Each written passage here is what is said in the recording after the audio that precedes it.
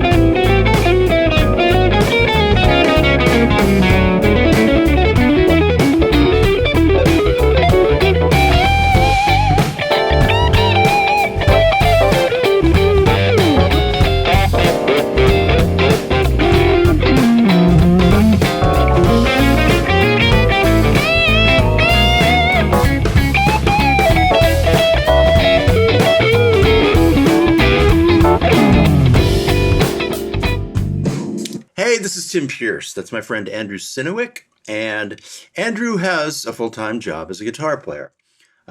Studio work is not as full-time as it used to be historically. You take the 50s, 60s, 70s, 80s, 2000s up to now.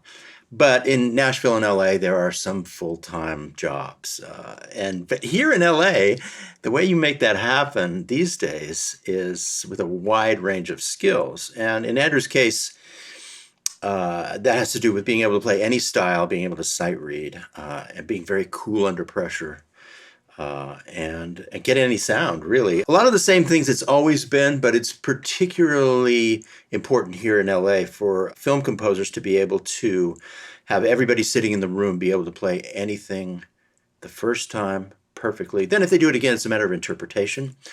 And what I'm talking about is he might be called to play, 8 bars of 13/8 speed metal, wait for 107 bars and count those bars accurately, and then play bluegrass banjo, all while sitting there in front of an orchestra who's just betting that he's going to make a mistake because he's the guitar player. And Andrew doesn't make a mistake. Now, Andrew plays on songs just like I do, and we actually play on stuff together sometimes.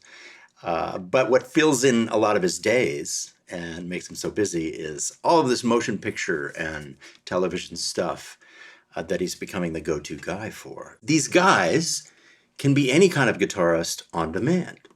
Our hero in LA for a long time has been George Deering.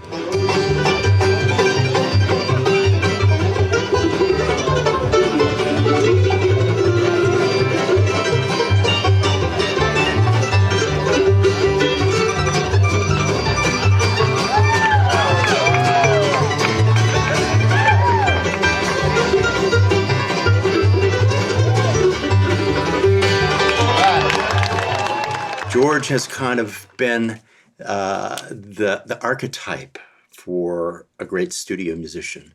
Full of joy all the time, never feeling pressure, never getting angry when people get grumpy around him. More than that, though, any style of guitar, just like that, comes up with it quick. And it's amazing and perfect. I've watched him do a bluegrass thing, and maybe 2 or 3 takes later, it just gets better and better and better. But the first take is there. Same with rock. George is the same with rock, same with classical, same with everything.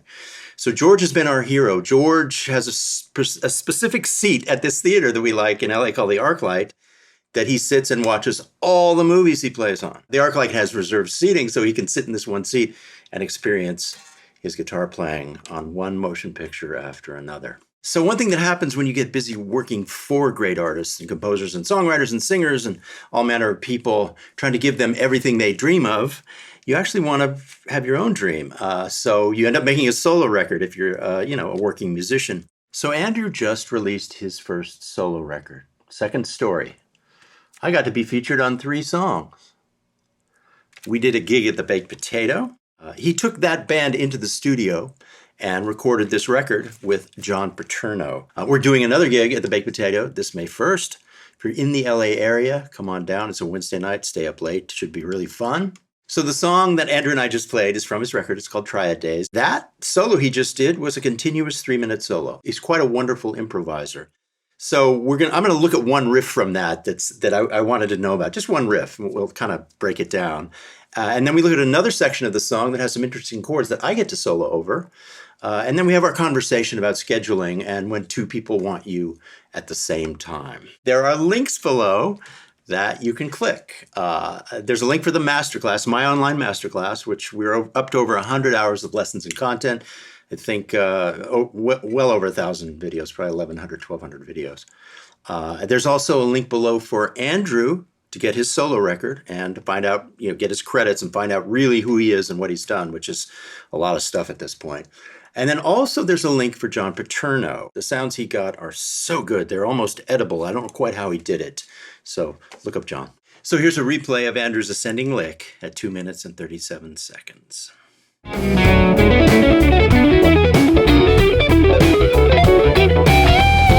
So the song is called Triad Dazed, and true to form, there are some triads happening here.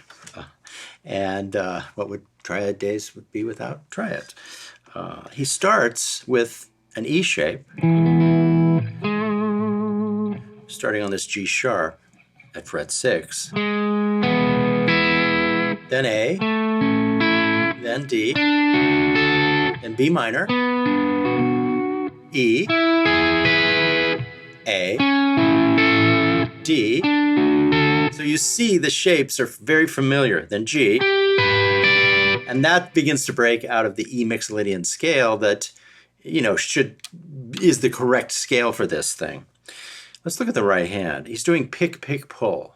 And that's a little tricky for me because I never really do that. And the challenging thing for me is taking it to a different set of strings. Like if I can stay on these 3 strings, that's one thing, but to skip, and I tend to revert to pick, pull, pull. That's kind of my default. So this is a good thing for me to work on, doing pick, pick, pull.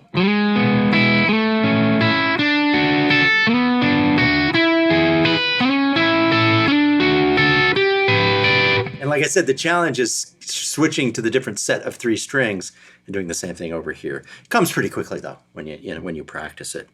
So he's advancing up the Mixolydian scale with these chord shapes. Once again, E. You see this E right here. A. See that A there? D. You see the D there? B minor. The bigger B minor's here. Bigger E. The bigger A. The bigger D. The bigger G. And this is where it begins to stray, but we'll talk about it in 1 second. So let me walk up one more time, really slow.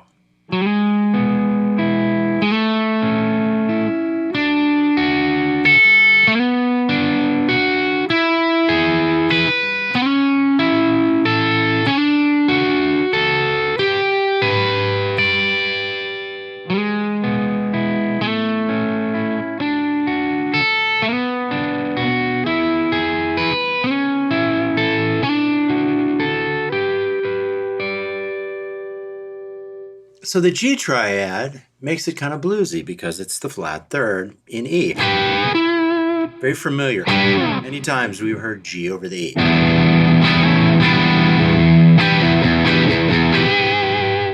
So that's a rule breaker that works. It's kind of nice. It bends the rules. And the next one does too. It's C over E.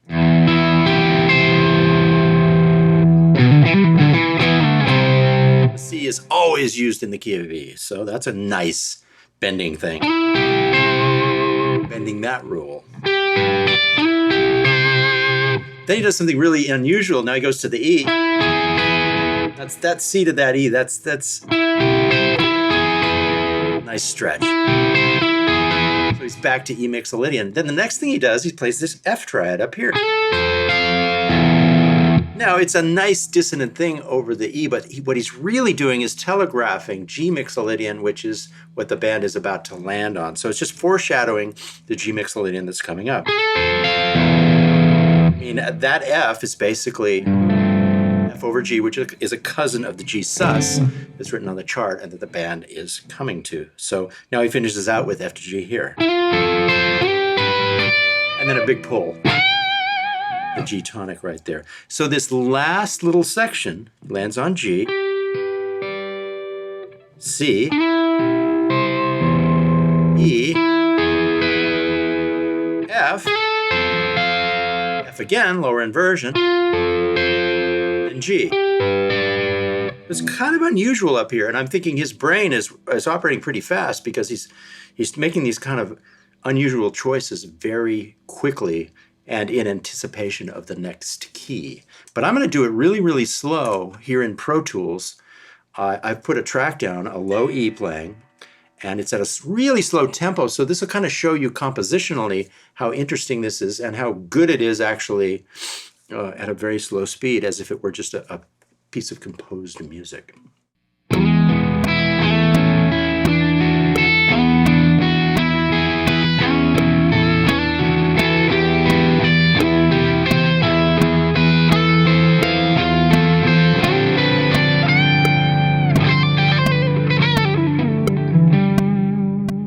So before we talked about scheduling, we did one more thing, and it was we looked at the B section of this song.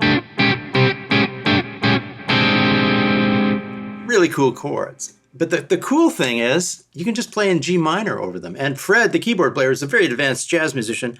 He uses G minor too, so I know it's legit. And then when it goes to the end, this A flat major 7 sharp 11, I found that C natural minor was a good place for me.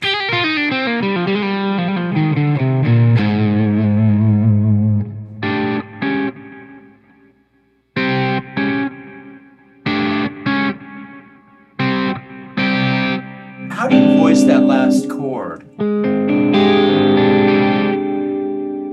When it goes to that chord, if I just hang around in C natural minor, that's a solution for me too. There's not much time to do it, but... Right, yeah. I mean, the other thing is you could go, okay, I'm going to play each chord as its own sound, and you would, you know...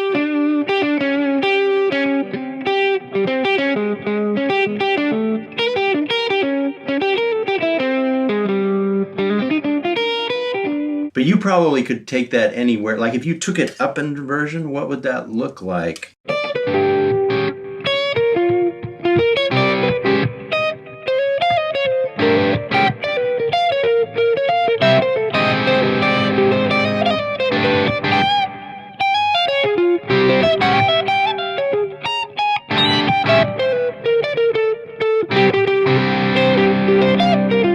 That's somewhere you could have gone in that solo that you didn't because you were kind of being in the G minor pentatonic mode. Yeah. But that's beautiful. Maybe I'll take a stab at it.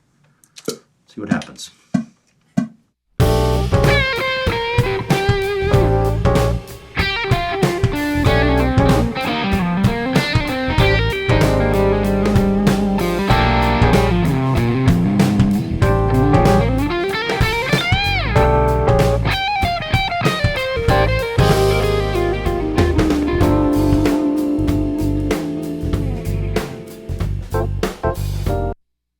Lucked out on that last note. Yeah. Cool, man. It's a beautiful section. Is there a particular song that inspired this section? Or a particular I think artist? the whole song was sort of inspired by like the too many years I spent listening to like crazy saxophone player guys that would do all this insane harmony stuff, where it's really all about like triads over bass note kind of harmony. Okay, Andrew, I want to ask you a question. Okay. The hardest thing for me about having a studio career, and I know you're busy these days, is scheduling. And I would complain about it, frankly, and people would go, get a manager. And I would go, that would make it 10 times worse, because when I would talk to people, and I still do this, I actually make people jump through hoops schedule-wise sometimes. Because if somebody asks you, if you get double booked, somebody wants you on a Thursday, 2 people want you on a Thursday, you want to do both sessions, you try and get the other guy to switch to Friday or Thursday night. I do anyway. Sure, maybe you don't. There's never a right answer, and that's kind of the hard part, I think. What happens is I get on the phone and I judge the level of discomfort in the person's voice when I ask them to move their session. Yeah. And you can literally hear and feel it. Oh, absolutely. So if I had a manager doing that, they would do the wrong thing. People would get mad and it would hurt. So I just had that happen, actually, where Really? I had this one thing booked way in advance. Yeah. Great client, and then it's kind of like make new friends, keep the old type of thing. How did you do it? I did actually exactly what you said. And I've asked you about this a bunch, actually. Like you said, I call them up, and just like you said, you can instantly gauge, like, no, I got to stay where I am, kind of thing. So. Yeah.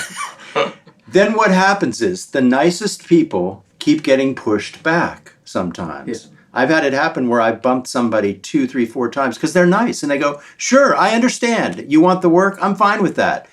They're nice. And so then I realize, oh, they've waited 6 weeks for me. Yeah.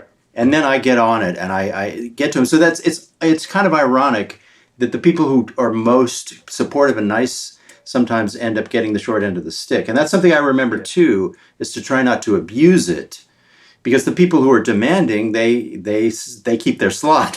Well, the other thing is I love to read, and I'm always reading these kind of cheesy books about how to handle this stuff. And there is some great, tips that you can learn. Well, Andrew, how did you solve this one? The 2 clients, was everybody happy in the end? How did you? Everybody was happy in the end. Actually, I've called you and asked you for advice about this very same thing many times, and I took your advice. I called first person, and just like you said, you could really gauge there was a pretty high level of discomfort on the other end of the phone. So I said, "Great, I'm going to be there," and the other person totally understood, and it ended up. That was one of the few times where, because I stayed where I was, I had the morning open, so something else really cool came in the morning. Yeah. And then, it was fine, Yeah. And the more you do it, like when that used to happen before, I would lose sleep for 3 days. Right. Now I only lose sleep for 1 day. It's funny. I used to lose sleep. I used to leave the session remembering a part that I'd played and realized that, I could have done it this way. Yeah. Completely. And then lose sleep that night, and then it would finally abate about a week later. I will tell you that gets better as you get older. You let go of stuff quicker. Maybe you just don't remember stuff. I think one of the reasons I stopped taking a lot of live gigs is because that's the one thing you can't ask somebody to bump. Yeah. Wait, this isn't your way of telling me that you're bailing on my gig. Look, I got a great guy. He's going to be better than me. Nah, I'm there, man. It's like I'm like the Joe Walsh of the Andrew Synowiec band, Yeah.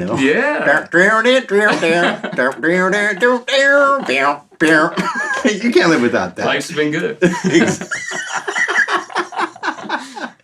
All right, man. Thanks.